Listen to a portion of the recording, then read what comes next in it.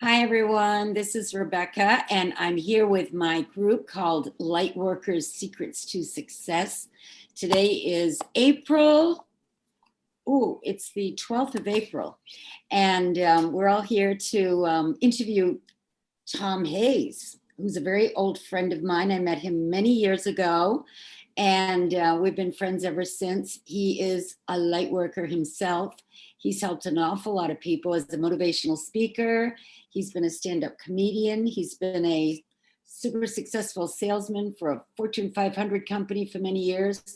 And he writes children's books. He's awesome. He does all kinds of things. And he's going to give us an uplifting talk tonight about, I believe you're going to talk about magic, miracles, and things like that. Manifestation. Manifestation, yes. So I will give it over to you, Tom. Wow. First of all, I was totally honored, taken by surprise yesterday when I was invited. I thought I'd be joining, not to be the center of attention, but to just kind of join a group. And so my mind immediately started to work about what would the topic be. And I used to give an actual speech called Live, Love, Laugh, Learn. And kind of on a 3D level, but still introducing emotional and psychological tools, some manifestation, having a mission, goal setting, all of that. And, as life goes on, and now in this present time, I've kind of evolved to understand that it's, again, magic, manifestation. I forget what the other two are right now, but, we're on, as I struggled with this. First of all, let me tell you how Rebecca and I met.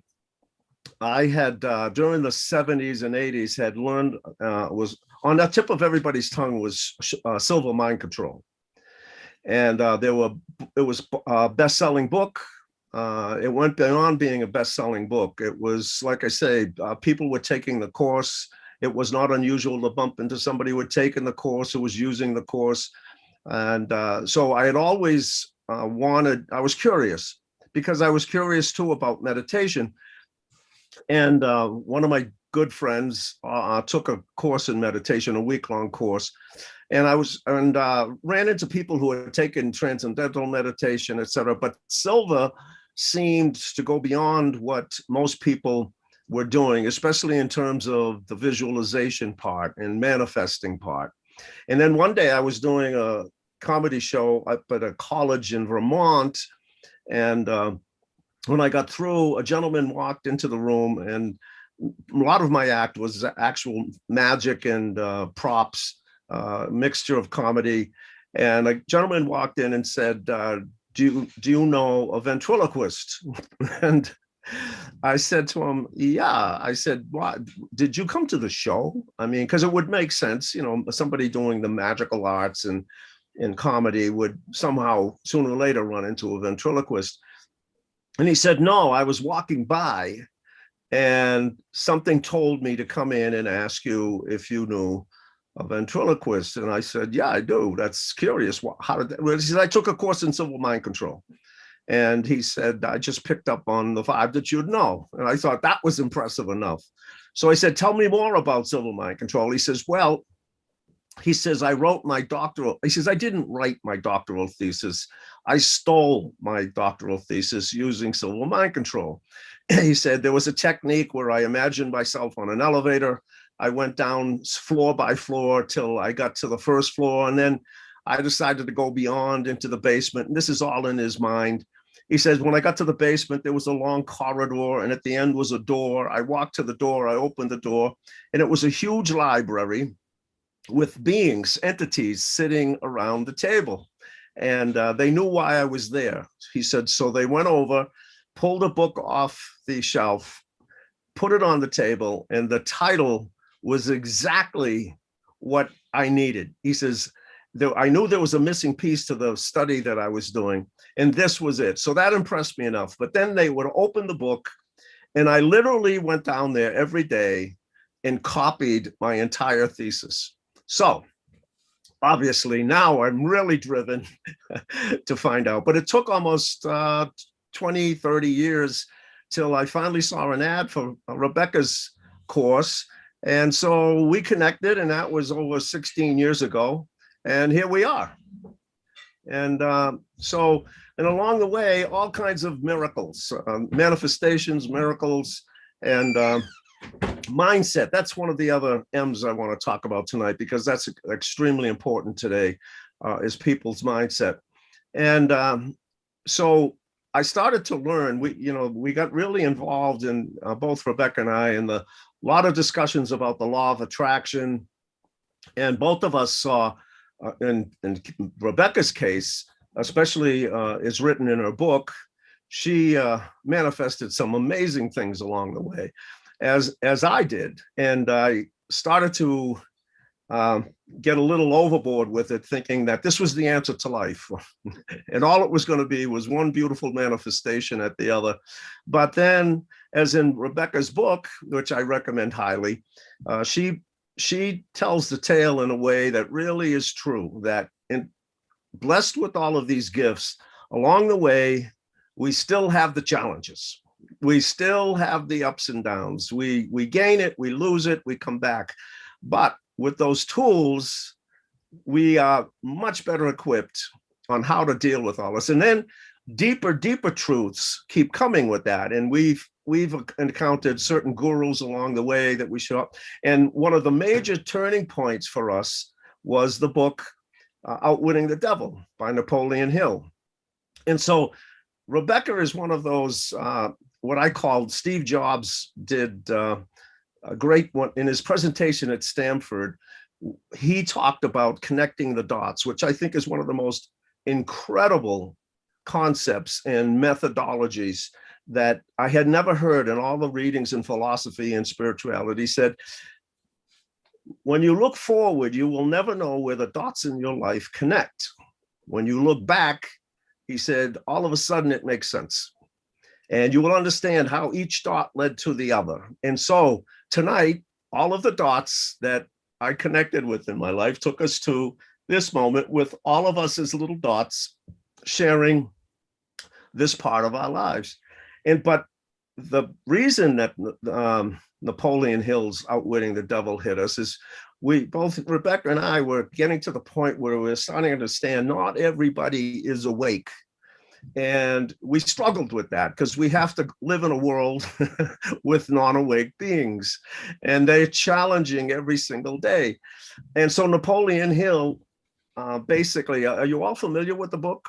Oh yeah, we did a book study on great. that. Okay, so you know what he says? He says that the devil is nothing more than a negative field, and the job of the devil is to counterbalance the positive. And he presents all of the temptations, and things like drugs, alcohol, despair, drama, all of the things to keep us from the things we want. And the only way to, and it's amazing that he gave, he divulged tips on how to stay the course. And yet he says, don't ever quit, things like that. But what got shocking in the book was that part about there's only 2%, he called them drifters and non-drifters. And he said that the world is full of drifters, 98%, and only 2% are actually non-drifters.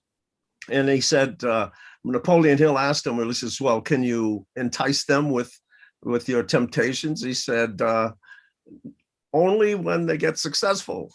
He says, then, he says, they have enough money and enough time that I can entice them and get them to come over as well.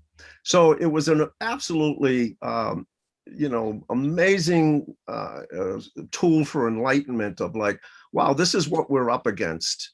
And so it's helped in some ways, but I think what we're seeing today, and this is why mindset is extremely important today, because I don't know if how insulated all of you are, but I have still lots of friends. And last summer, I got lots of phone calls from people that I thought were just trying to catch up. But no, they had an agenda, and they wanted to fight politics.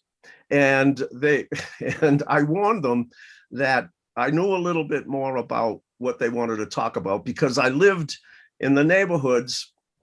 Well, basically, I grew up in a black neighborhood for 18 years of my life. And I said, you know, experientially, I understand a lot more than the normal person. And then the debate would continue, and I would call Rebecca up and say, these people are driving me crazy. And and we would talk about what they were discussing. And then I started to realize it was deeper than that, that I've been reading a lot of books about screenplay. And one of the great screenwriters, a guy named McKee, and McKee wrote a book on dialogue that was about this thick.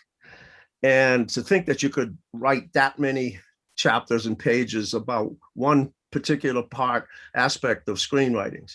But it was a brilliant psychological study, because he said, what people discuss in dialogue is a surface. There's three levels. There's what's going on the surface, which is what I'm doing right now. Underneath, I am also ready to, there's a dialogue in my head of what I'm ready to present.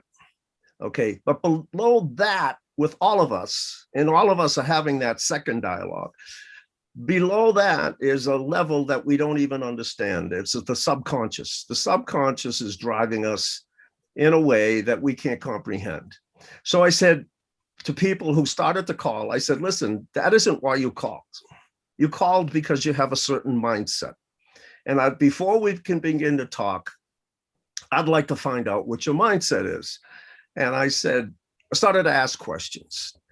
Do you see the world as a bountiful place, a platform in which you can take everything about you, your physical presence, your spiritual presence, your emotional presence, your creative powers, to use that platform to create things to not only enhance yourself, but to enhance the world and to enhance everybody else? Or do you see the world as fixed? Now, what shocked me about that, for the past 2 years, I've been living in probably the best relationship of my life. Not probably, is the best relationship of life. And there's she has a son that's 13. And I started to discuss this, and Pauline, my significant other, said, oh, they're teaching that in the schools. I said, what?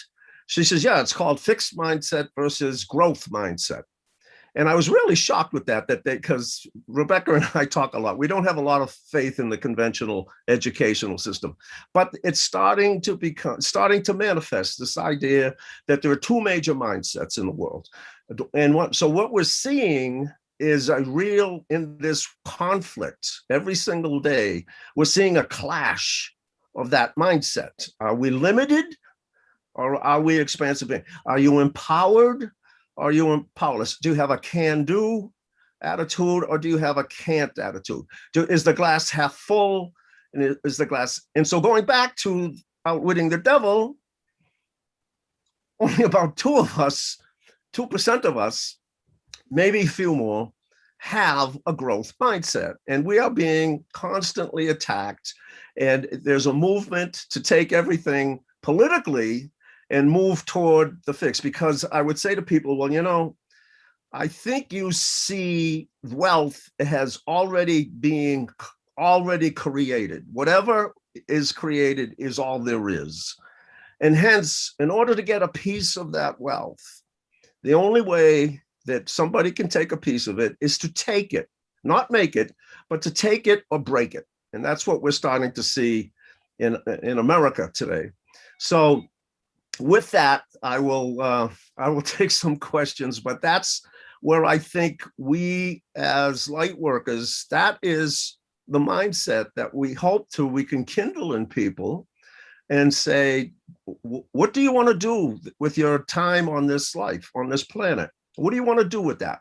Do you want to settle for a life of conflict, of anger, that things are fixed, only the rich have it?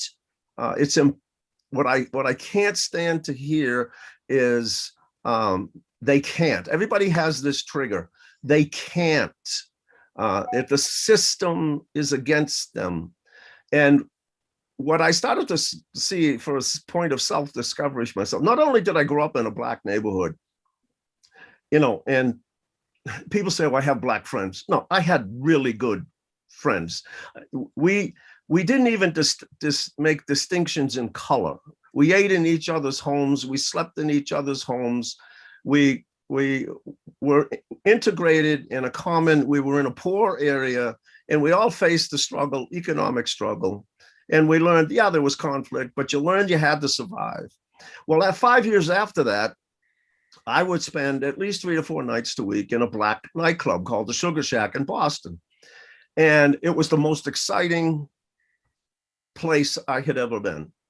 And so much so that I spent the last 5 years, I had it as a mindset, a goal, that I would make a movie about that experience. Because in the club, there was never, it was 80% black, 20% white, and there was never, ever an incident of racial tension or conflict.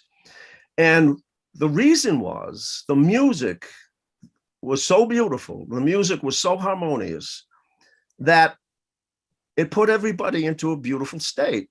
So for the last 5 years, I've been doing a documentary about that club.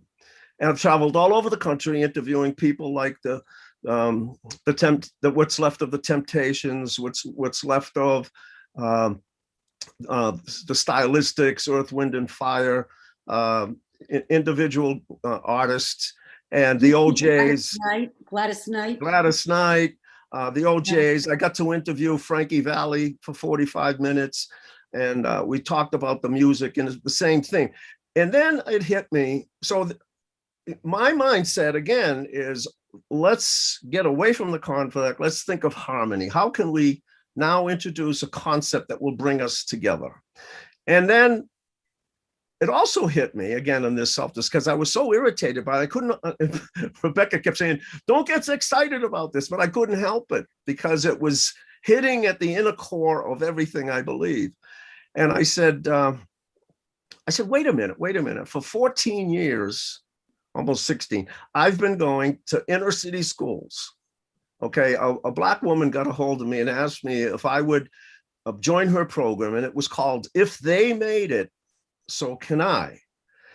And her purpose was, she started the program when her son was in the 5th grade and he was being bullied. And she knew that she had to go above and beyond the existing curriculum within the school. And so she wanted to bring in people who had, in her terms, had made it as an example and tell their stories. And she brought in policemen, she brought in people in the army, she brought in executives, she brought in bakers, people, small entrepreneurs, and they would tell their story. And so she was interested in my story, and I went in and I tell my story. I tell how I lost my leg at the age of 13 in the same neighborhood that they're living in now. And even though I had white skin and white privilege, I was now what the world or the society considered disabled. And I overcame all of that. I didn't let that hold me back. I didn't let my economic situation hold me back. And I made it. So I started to understand why this fixed mindset, this can't mindset disturbs me so much, because one of the things in the last couple of ideas I thought about, there was a big movement about being disabled where across the country, barrier-free became a battle cry to take away the barriers, physical barriers. For example, they put on inclines and sidewalks so people who were in wheelchairs could get in. They made ramps instead of stairs so handicapped people or disabled people could do it. So I thought about it. I said, my entire life has been about overcoming barriers, breaking down barriers to get ahead, to actualize. And I said, that's what I teach these kids. And I told Rebecca, I said, I thought COVID would be the end of it, but she called me a couple of weeks ago and said, I'd like you to do another one through Zoom. And the only Zoom experience I had was with Adam. So I was a little unfamiliar with the technology. And I was really afraid because I didn't know how I could convey my personality, how I would interact with the kids, what would happen. And I thought at most I could only do 15 minutes. And about an hour and a half into it, I realized some of the power of this technology.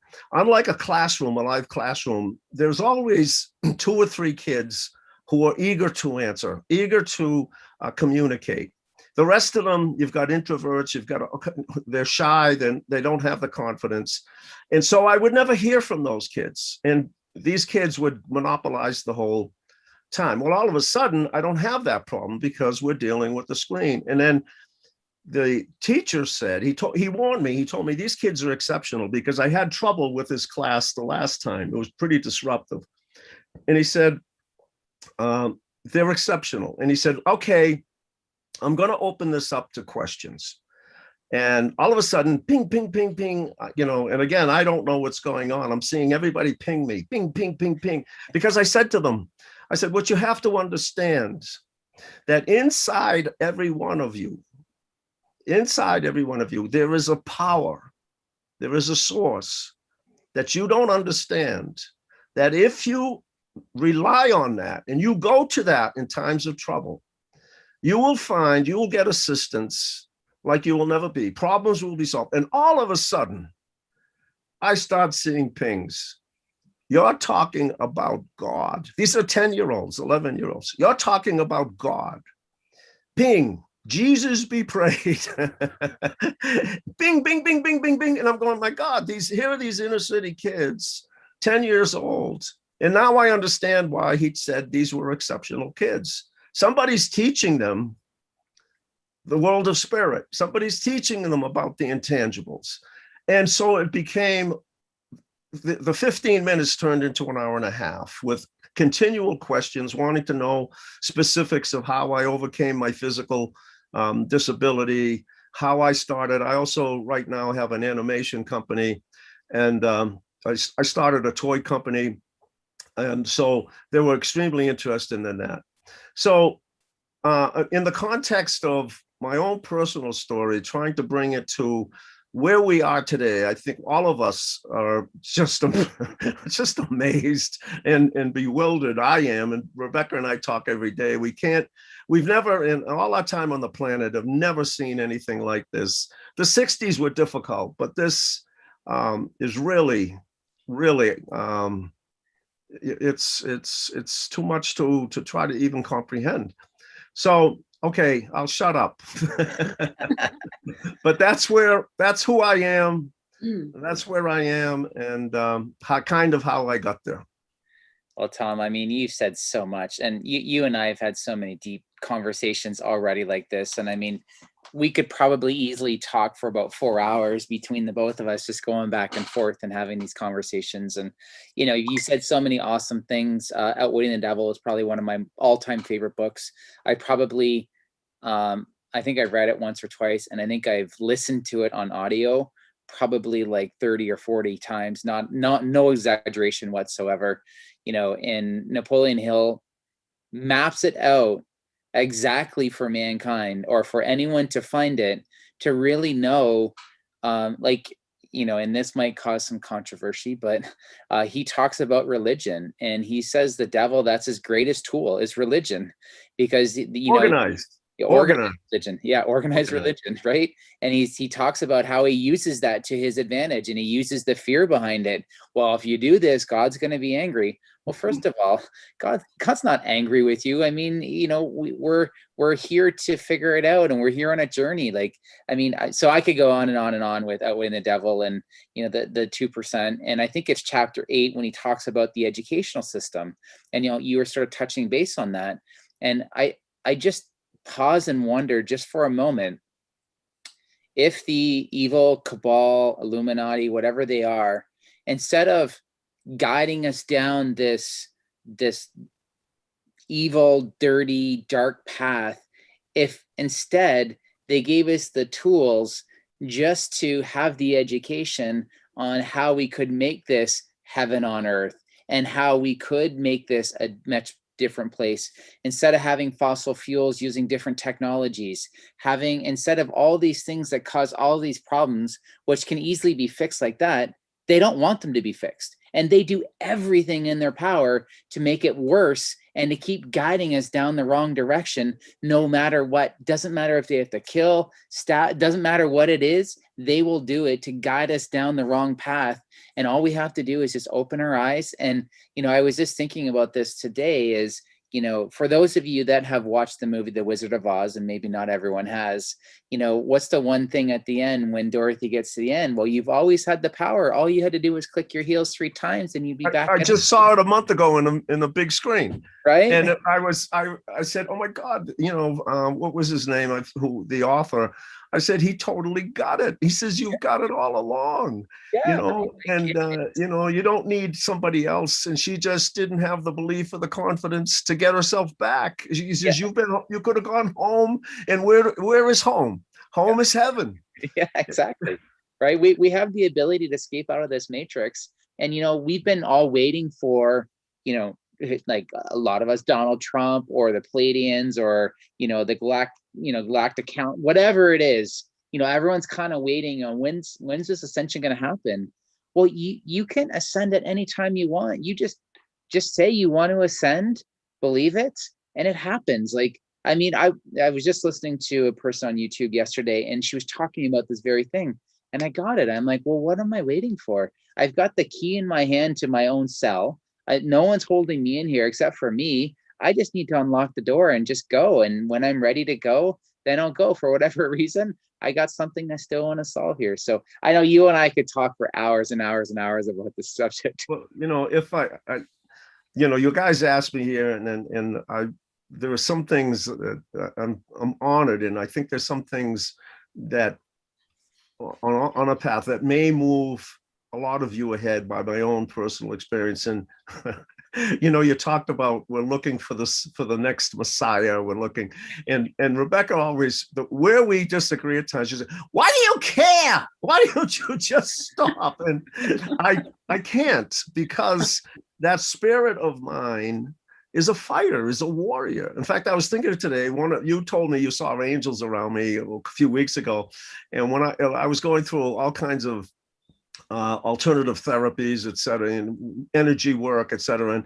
And one time they would continually tell me, your archangel is Michael, and Michael's a warrior, they would describe the sword, et cetera. And so there's that part. And Rebecca, knowing that she loves me, came say, well, they killed Christ.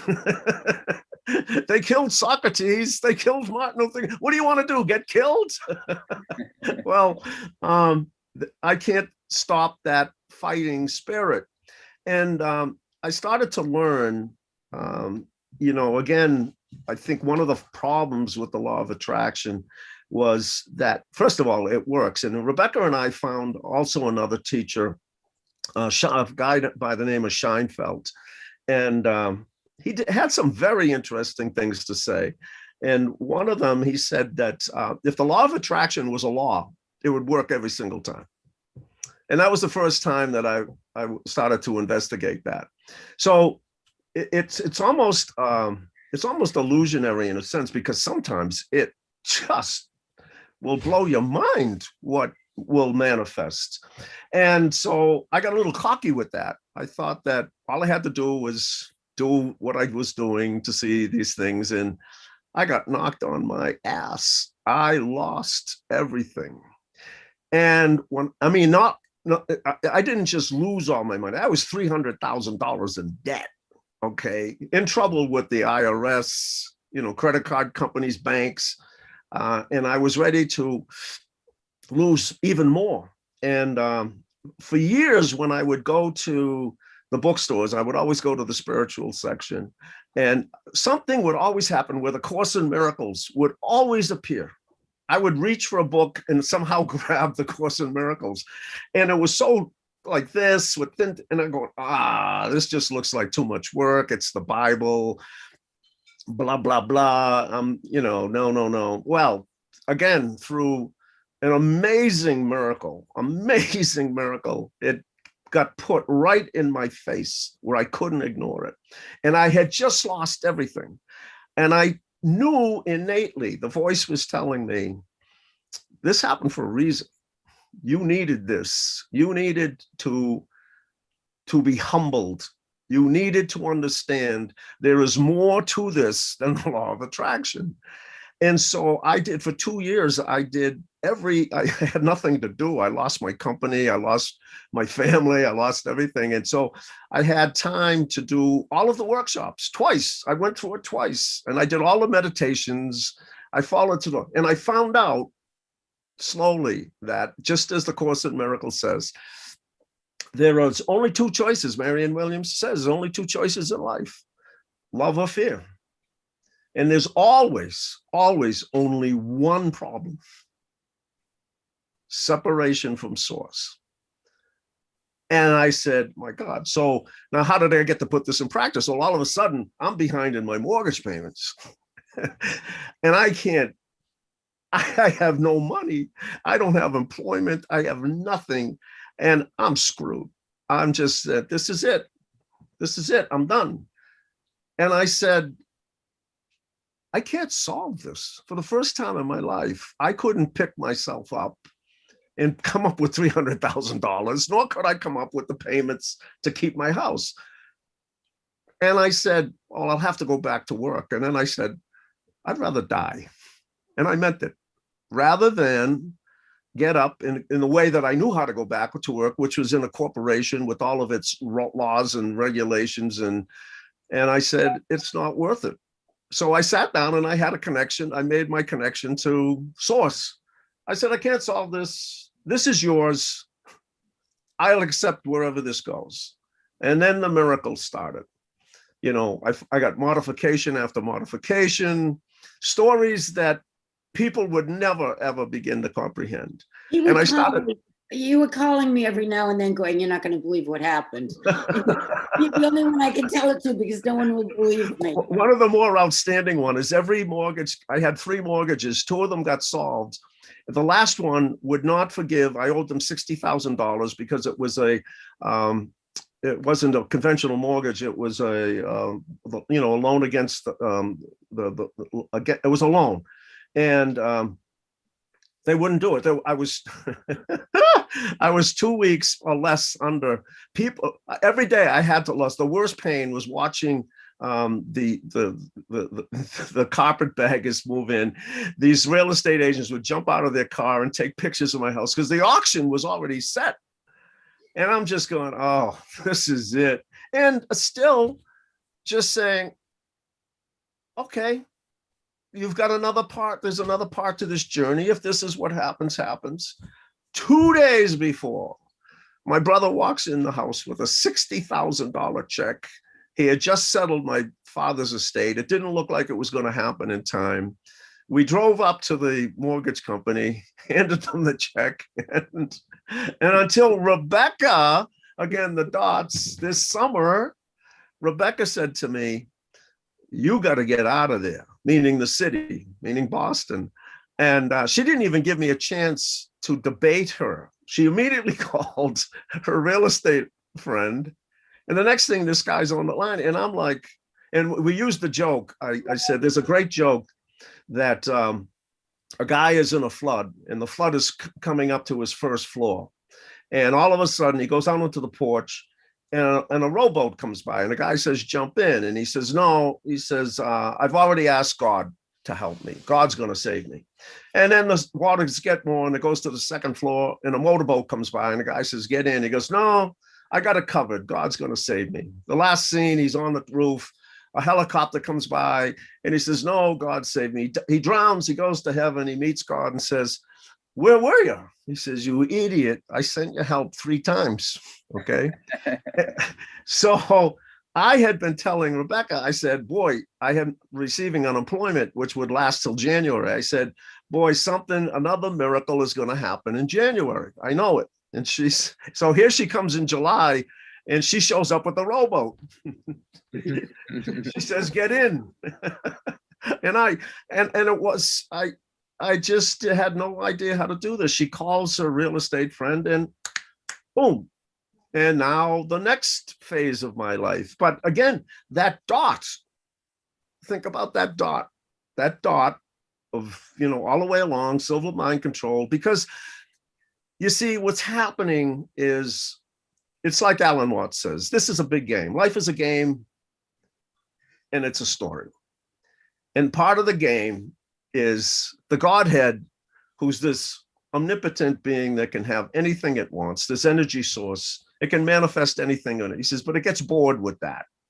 Hence the game, to fall into the world, create a game in which you're under the illusion that you're powerless. But along the game, there are signposts telling you who you really are, telling you that you are an omnipotent being, that, as Joel Osteen says, you are a child of the Most High God. Mm-hmm. And that's what we start to learn, is that if we access that power, instead of jumping into fear and blocking it, then along the way comes Rebecca, who says, didn't give you a choice, because the next day the guy was on the phone saying, and he's very powerful, and he just convinced me it was the way to go. And then you really start to learn to surrender.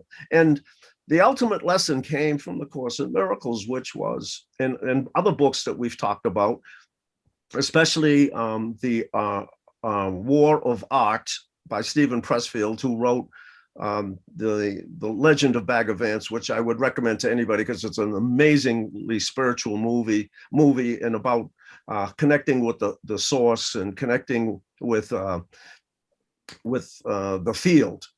And he says basically, it's very much like the Outwitting the Devil. Between us and what we desire in life is a thing called resistance, and it's real. And it shows up in drugs and alcohol and drama and too much sex or whatever. It takes you off the path to your real power. And he says, however, the only way to do it is to go to work every single day. And so the formula becomes, you do the work, you let go, and you trust. And I started to realize that there's a huge difference between faith and trust. Huge. Because I can have faith, for an example, that the babysitter in the neighborhood is a great babysitter. I see her with other kids. Everybody uses her. She's a great person. But until I give her my kid, we're not talking faith anymore. I'm trusting her with my child. So I started to learn, we have to, if we're going to really get there, we have to surrender. You have to trust. Mm-hmm. It's not about faith. It's not believing. It's giving yourself to the power and trusting that you're here for a reason, and you will be taken to those beautiful places you're supposed to be. Exactly. And now I will shut up. You guys can see why we can talk for hours like this. Can you just imagine like Tom and I on a call together? Because they all know how I am, and they now see how you are. Like, I mean, easily like an hour would be gone like that. Like, I mean, we've already been talking, I don't know, 41 minutes or something. And Tom, you're just so insightful. You say so many, empowering things. The whole surrender thing, I'm learning more and more and more about that every day that we go on. I was literally on a call with Tom, one of the first times I ever met him. So just kind of put yourself in this scenario. And all of a sudden, I see all these orbs flying around him. And finally, after about, I don't know, and I'm not even exaggerating this, about 20 orbs, I say, Tom, what's going on with you, man? You've got all these orbs, all these angels around you right now. Like, something is going on. And I like, do you see them like in front of your face? And he's like, no. And I can see him through a freaking Zoom screen right now. And like, anyways, Tom, you're just so full of this energy and passion. And I'm going to turn it over to Pamela or Colette, and you guys ask some questions. Cause I mean, I could go on for hours and hours and hours talking like this to Tom. Nobody? Yeah, they got questions. Don't worry. I know they do. They got to unmute. Go ahead, Pamela. Unmute. I was working on it. My Zoom wasn't cooperating. It's like so many. Where to begin? I fell into this thing of just listening. Just really enjoyed your conversation. What would you say? I mean, you've had so many different experiences and so many different blessings to touch people's lives. What would you say would be, if you like, I know you're talking to kids a lot, what would you give them if you could only give them one piece of advice or one thing for them to strive towards, what would that be? Well, I try to lead everybody through steps to this final concept of surrender and trust. That the illusion is part of the game. The illusion is that you're an ego. And, when I found Alan Watts through another miracle. I mean, I just realized, the lecture that I was in my 20s, I had gone to a Catholic school, college that made us take philosophy and theology every semester, required courses. And I loved it. And so I had lots of Western philosophy. And I turn the radio on, I hear this great, if you've never heard him, oh, he's a joy. Rebecca and I talk about him all the time. He's got this, he's dead now, but he was so entertaining, had this beautiful British voice. And so the first thing, I turn the radio on, I hear this voice saying, "Who do you think you are?" And I'm like, the hell is this? Where do you begin and where do you end? And I'm like, who is this guy? Do you end at your fingertips? Do you end at your toes? Where do you end? Where do you begin and where do you end? Who do you think you are? And now he's got me. And I had never heard anything in all of philosophy or theology where he was going. He said, let me ask a question. How long could you survive without water? How long could you survive without food? How long could you, if the sun all of a sudden disappeared, how long would you last? Maybe 3 days? Who do you think you are? He said, you're a Western man and you think you're an ego wrapped in skin.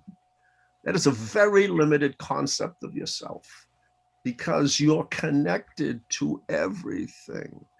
And I think that's the big danger today is nobody comprehends that each one of us are so intricately connected to each other that this idea of separateness, again, what's the biggest problem? Separation from your source.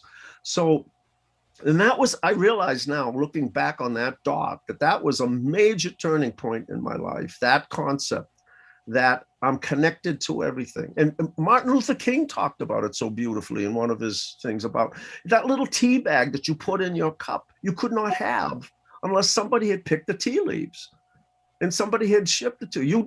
You're not independent. There's this big, weird thinking right now that you're independent and free.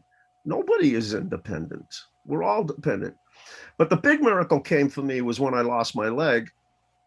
And nobody told me it was cancer. They told me, and the cancer that I had was called osteosarcoma. And in those days, there was no chemotherapy. In those days, any child who got that, if 100 kids got it, 95 died. Okay, that's how lethal it is. To this day, only 50% survive at best, like flipping a coin. Now, I don't know about you, but I'm not a gambler. I wouldn't bet on 20 to 1 odds about my life. And I made some very existential questions and decisions when the doctor came in. First of all, I was shocked. I had been in the hospital for a month, and all of a sudden, it was a Saturday morning. It was right about this time of year. The trees were starting to bud, and in walked about my surgeon, and walked about 4 or 5 residents, interns, nurses. They filled the room, and I guess this was like a advanced class. How do you tell a 13-year-old kid he's going to lose his leg? And then my parents were there, and I was like, oh, something's up. They're not telling me that the Red Sox don't have a chance for the pennant this year. And so the doctor looks at me and says, I got some news for you, Tom. We're going to have to remove your leg. And I laughed because at 13 years of age, that can't happen. That happens in the movies when a pilot gets shot down in the war and they have to take his leg off. So I started to laugh, and I looked around and nobody's laughing. And when I saw my parents crying, I went, uh-oh, I'm in some deep shit here. So I always tell this story to the kids, and they get fascinated by it because I said, I started to cry. They're going, how did you feel? I said, I cried, obviously. And I says, but I started to bargain. And this is very important because there's a lot of lessons here. So I asked the kids, I said, what did I start to bargain with? And they come up with it. You see, it's so much of the Socratic method. The kids know the answers already. And the kids started saying, you asked them, how long could you live if you didn't take the leg off? And I said, exactly. I said, so I started to bargain. I said, and I picked an age. What age did I pick? And the kids every single time picked the same age from the perspective of a 13-year-old. They said 40. And I said, yes. I said to them, can I live to the age of 40? And I said, why did I pick 40? And the kids always tell me, because they're old. They're old when they're 40. I said, boy, your parents wouldn't like to hear this. I said, good point. I said, what makes them old? They have to work. And I said, are they happy? They goes, no, I want to happy. They have to work. Why else aren't they happy? Because they have bills. I said, good. I said, why else? I says, I'll tell you the third one, because they have you. And then they laugh. So I said, but you're right, because it doesn't look like life is much fun after 40, does it? No. I said, okay, so he told me no, I couldn't live to 40.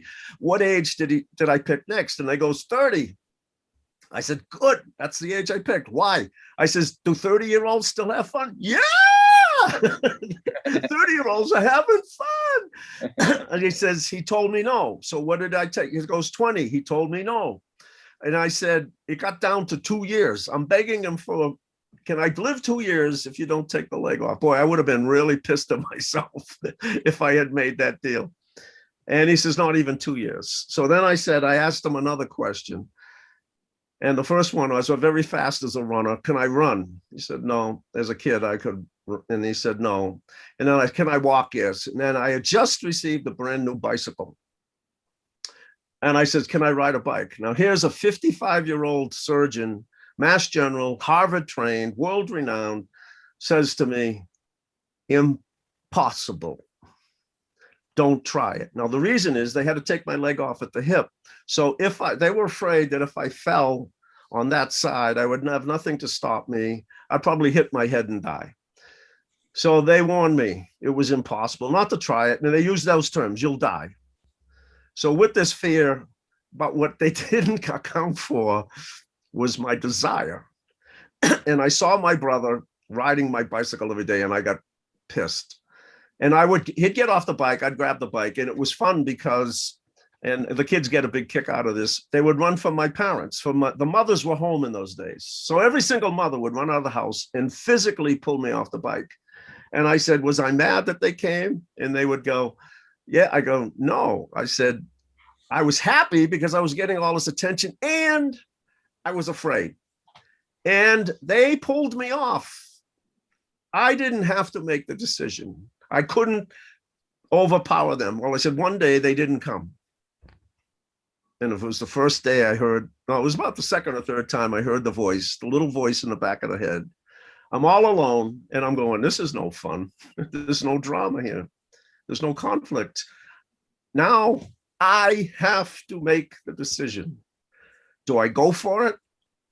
Or do I get off? And, what do I lose? Lose face now? I had that opportunity to do it. And the voice started, ride the bike. And it was not a feint. It was, and it didn't say it once. It said it 3 or 4 times. What are you waiting for? Ride the bike, push off the curb. And I had a 3-speed pedal at that time. So it wasn't, unlike an American bike that when it was the brake, I could go. So I reached down, picked it up, pushed, and I'm off. And oh my God, I was like, I'm free. Freedom, because now I'm not limited by, when all the other kids took off on their bicycles, I couldn't go. And now I'm free. And it was a scene out of Forrest Gump. I'm going down the street and the mothers are now coming out of the houses. They must have been all on party phones. And they're coming down in their little house coats and they're running down the street after me. You'll get off the bike. You'll die. You'll die. And now, I'm free and I'm laughing because they can't even catch me. And they all stopped. And they realized they saw a miracle.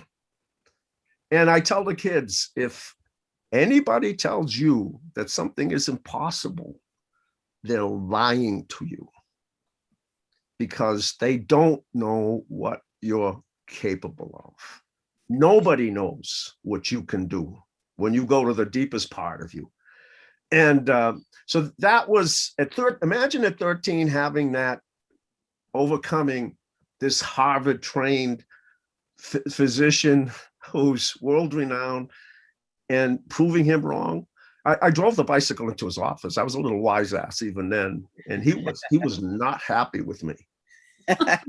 He was not happy. He said, so what? He said, you better still, he wanted me to use this instead of my physical way to make money. And he was right about that. But that's a very powerful thing for a 13-year-old to demonstrate. And then what happened was the hospitals, nobody taught me that. And I wanted to tell this story, so it's going to really lead to a beautiful story. The doctors, the physiatrists, the physical therapists were blown away. This is Boston. This is the medical mecca of the world at the time, Mass General. They started taking Super 8 movies of me and showing them all over the country. Look what this kid did. What was happening in those days, you took somebody was disabled, you didn't see them. There was no Paralympics. There was, you were put away. You were hidden. You saw an exceptional situation, not like today. And so they would have me go in and talk to residents. Like, how did you do this? And so I was teaching at the age of 14 or 15. I'm teaching doctors, residents, how I went through this process. So I explained this. I tell the story every time to these children, and I learned so much. Every time I do a lecture to these kids, I learned more than I went into them, transformed.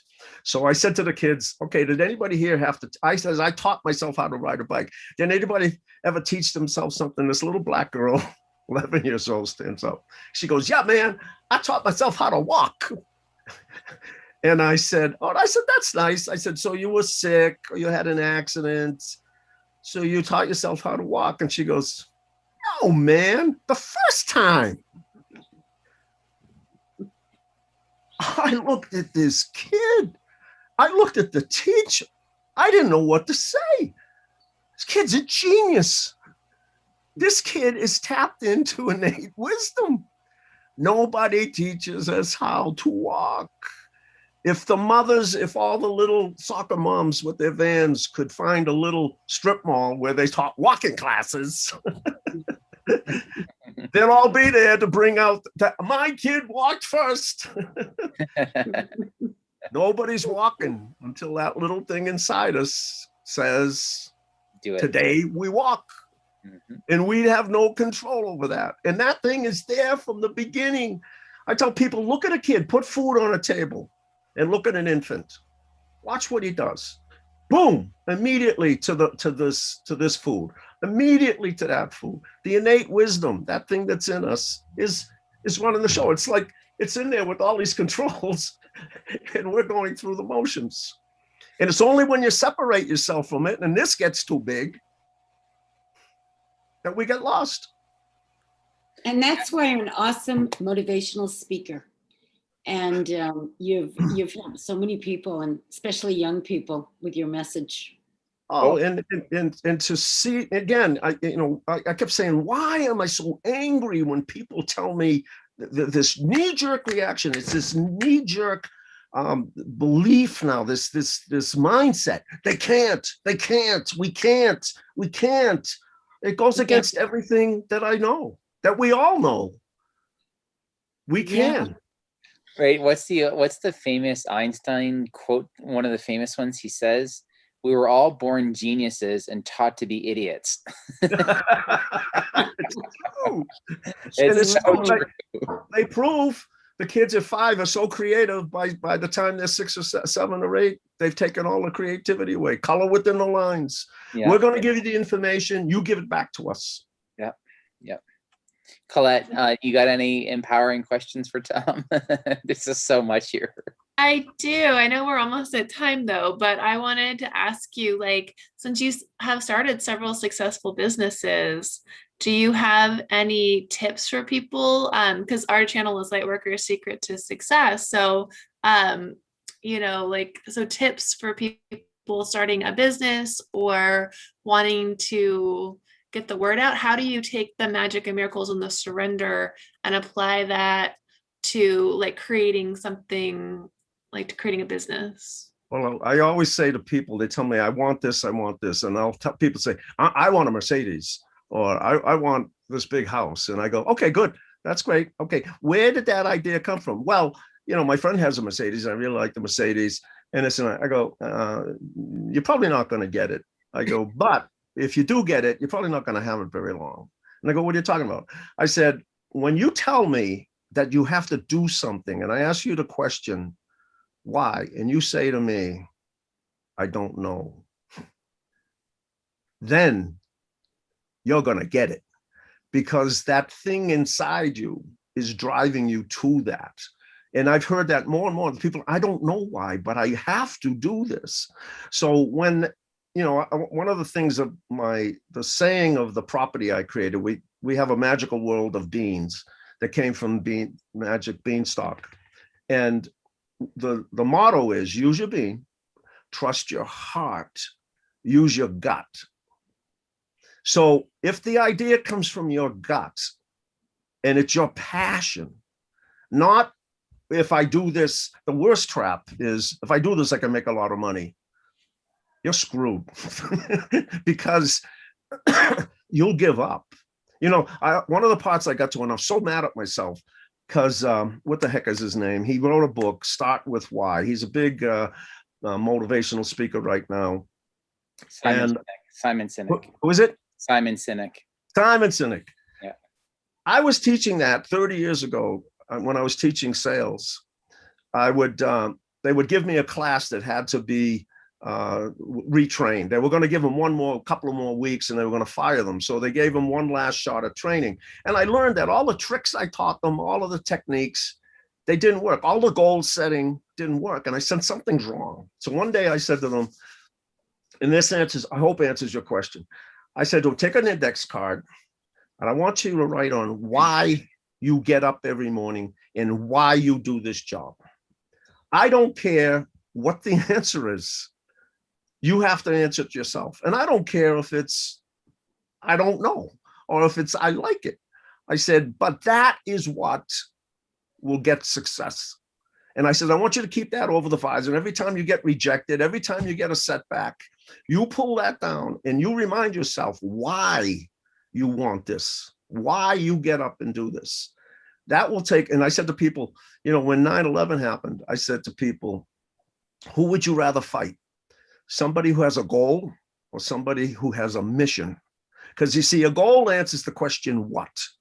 A mission answers the question, why? So they drove planes into buildings for Allah. You can easily, if you're at the top of a hill and people are coming up to take it, you give them a good shot in the head or a leg or something, and that's just a goal, they're going back down. But if they're going to take the mountain for Allah, they're not stopping. So you have to have that thing, that unknown desire. I don't know why, because that's the higher self saying, we're going to do this. Not to mean that it's just going to happen. You're going to get, and that's the game, you see, because you're going to fail along the way. And what's the course? Outwitting the Devil say, failure is the key to success. In every failure, those are the keys to success. So if you're going to undertake a business, you have to know that more than anything, you have to do this. And it doesn't matter if you know why or not. In fact, it's better if you don't know why. Most of my businesses showed up. I retired at 52. I was set for life. I was financially free for life. I was going to go fishing, but the universe had something else to do. And all of a sudden, bam, this business showed up in the most ridiculous, miraculous ways. And took me along for the ride, and took me to a point where it took everything from me, took all my money and more. And I said, and I wouldn't change any of it because the ride was unbelievable. And guess what? It's still not over. Every single day I get up impassioned to find a new way to make it go. And so I guess does that seem to answer the question?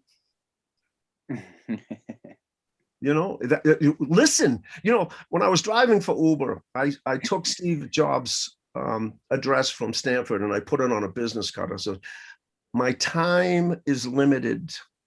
I am not wasting it living somebody else's life. He said, I will not let the thoughts and opinions of other people drown out my own inner voice. He said, looking forward in your life, you do not know where the dots will connect, but something, the universe, your intuition, God, whatever you want, it knows.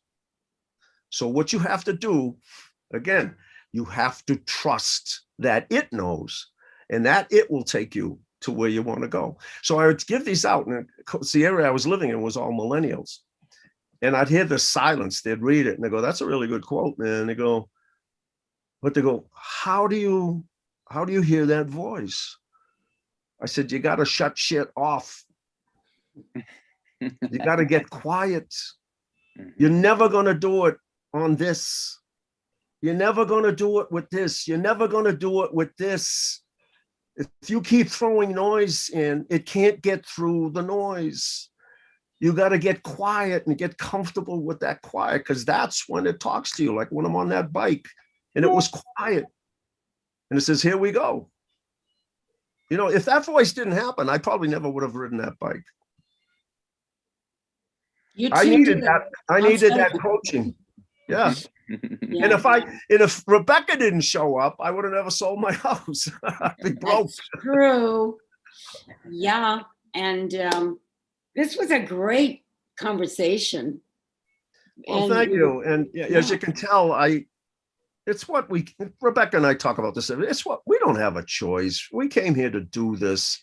For us to sit back. Light workers are here at this time. All of us are light workers, and we're all here for a reason. Let me ask all of you, could you just sit down and binge on movies for the rest of your life? No, we're possessed. We are possessed. Yeah. And there's a joy that comes. One of the best joys, writing is so difficult, but there was a great book called Writing Down Your Soul, because there's a magic that happens when you're doing longhand in a journal. It's so meditative. And you start to connect with the divine. You'll find thoughts it starts talking to, and they materialize on the paper. This is what all great artists do. Yeah. You're so right about getting clear and just centering, and that's what Steve Jobs did. I mean, he would go 6 months at a time. He would go and meditate, and in meditation, he actually designed that entire iPhone, the first iPhone, in meditation. Like he dreamt it. And I mean, if you just read a little bit, I mean, Steve Jobs isn't the best guy in the world. He's kind of a dick on some of the things he did, but still, I mean, there's a lot of valuable lessons that he left behind if you really know his life.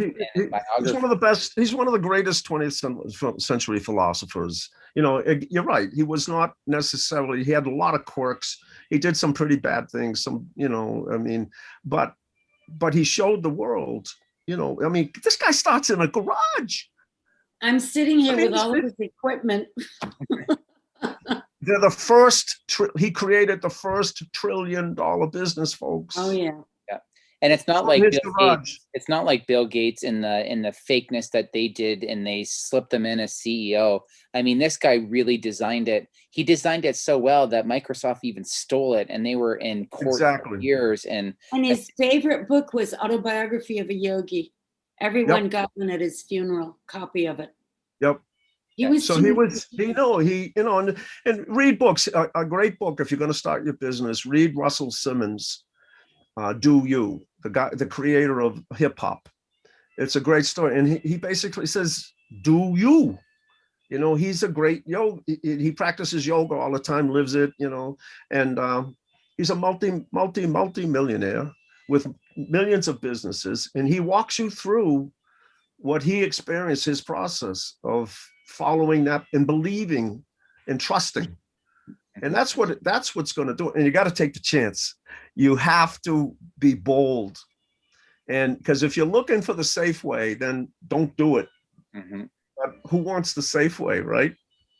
Yeah, I mean, you just want to go through life safely to death, or would you rather have an amazing experience in the journey, I right? get banged up, lose a leg, get back up, ride a bicycle, start a business, lose money. It's all a lesson, and you get stronger. I'm doing a biography about one of my millionaire friends, and we came through Roxbury together. He was poor. He was abject poverty. And I found the perfect quote. The hardest, the toughest steel goes through the hottest fires. That's how you make the strongest steel. You put the flames up, you take it out, you bang it, you put it back in, and you bang it, and it just doesn't apply to steel. It's like you gotta be ready for the ride, but knowing that you're gonna be okay. You see, that's the part you have to understand. No matter how you get banged up, unless it's your time to go, and maybe, and who's to say what that's about. But that thing that made the little girl get up, man, the first time, the thing that makes the kid pick out just the right foods for itself, that thing is there constantly driving you forward to live this amazing adventure. And I think that's divine intervention always steps in at the 11th hour. Unbelievable. And it does, it waits, it tortures you. Yeah.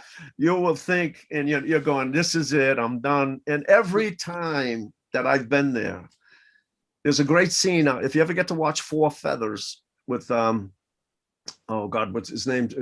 He poor guy, he took a drug overdose in his mid-20s. And he also played in, anyway, he'll come to me. Anyway, there's a scene in the movie where he's in the desert. He goes to save his friends who've been captured by the Muslims, and he's in the desert, and a black Muslim man picks him up and saves him. And he says, "Why did you save me?" He says, "I'm your enemy." He goes, "Because God put you in my way." And at the end of the day, they go on this great adventure, and they free his friends, and they have to part ways. One's going one way, he's going the other, and he looks at him. It's a very touching moment because they're so close. And he says, "Where will you go now?" And he says, "Wherever God takes me." Mm. And in my darkest hours, that's what I say. I'm ready to go. Let's go. Where are you taking me? Yeah. Divine adventure. Yeah. Okay, well, let's wrap it up because we've been talking for way over an hour. Yeah. But great interview. Thank you. Again, I think it's an honor. I'd love to come back anytime because I got a lot more stories, and and I just want to leave you with, if believing is great, trusting is amazing. And I'm going to tell you this, it's not easy. It's the toughest juncture, right, Rebecca? Right. Oh yeah. When you get to that point and you got to jump, but again, I remember reading Kierkegaard, Fear and Trembling. I'm 20 something years old, and he's saying, you come to the edge of the cliff, you got to jump. You have to make the leap. And it's scary as hell, but somebody that I did, it's an amazing story in itself. She made the jump, and we did a podcast, and she said to me, I said, "That's the hard part." She says, "It's not hard after that. That is the hardest part. But after that, everything becomes effortless." Right. Yeah. Because you're in the flow. Exactly. And it all starts to work out once you've taken the leap. Yep. Okay, exactly. Well, thank you so much. This was great. Yep. I hope it helped. And it did. It's nice to know, every day more and more light workers show up. Thank God, because it's pretty dark out there right now. Yeah. And, one of the things that Rebecca and we help each other a day and say, we read another great book we read was Power versus Force, in which they talked about what's the difference between power and force. Force is things like guns and military and head games and control. And once you cross over, and he used a logarithmic scale, once you cross over into creativity and love and spirit, you're no longer dealing with force, you're dealing with real power. And the way we help each other is say, all of this insanity that's going on right now will crumble because it's not using real power. And we're all powerful beings. Right. Unless we're a Jedi, then we're using the Force. Yeah. I saw Joseph Campbell in that interview he did with Bill, I forget his name, but he says to him, he says, well, what do you say to people? You taught at Sarah Lawrence, and you had this, you were born to wealthy parents, and you had this education. He goes, look, he says, in my entire life, he says, I was surrounded by people who tried to control me, who tried to take my power. He says, and I will tell you this. So they showed the scene between Luke Skywalker and Darth Vader, where Darth Vader is saying to him, Luke, come to the dark side, Luke. Come to the dark side. He says, do you see why? He says, do you see? Because that whole story, Star Wars, was modeled after the hero's journey. He says, do you see why Darth Vader is in black? He represents evil. He represents the intellect.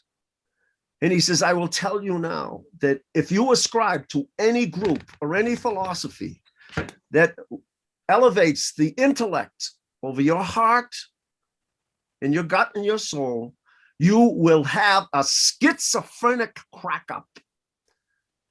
And I will just say, what is America going through right now? A schizophrenic crack up. We're split like crazy, and people are nuts because everybody is using this, and they're not using it. Somebody else is manipulating it for them. So Yeah. true. So true. So true. Thank you, Rebecca. Right. You. Another little dot in our journey. Yeah. Okay. Thank See you you so much, soon. Tom. So we All right. appreciate you, Tom, being here. If you like this video, subscribe to our channel. We really appreciate it. If you'd like to share it with your friends and family, if you got something out of it, we This really is appreciate that. going on my website for sure. All right, I'll send you the link for sure once it's ready to go. Thank you. God bless all of you people. Bye-bye. And nice to meet you and connect. I hope we connect many times.